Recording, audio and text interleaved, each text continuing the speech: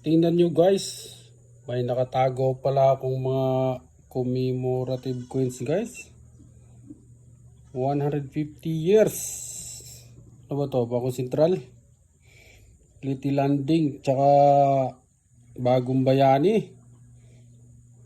Tsaka meron po tayong Mindorenses, 1 piso. Tsaka 2 piso na Cocos Nocipera guys. Saka kalabaw at saka isang niyog. Oh, kita niyo naman. Oh. Shoutout sa mga naghahanap ng mga lumang coins dyan guys. Magkano na kaya halaga nito? Oh, ako, sobrang tanda na itong kalabaw na to. Ilang taon na kaya ito? Pati yung niyog. Oh. Baka kulay itim na yung puro nito. Naipa ng bunga.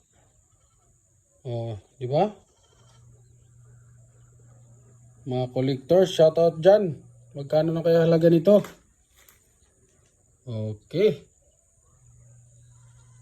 See you guys, babo.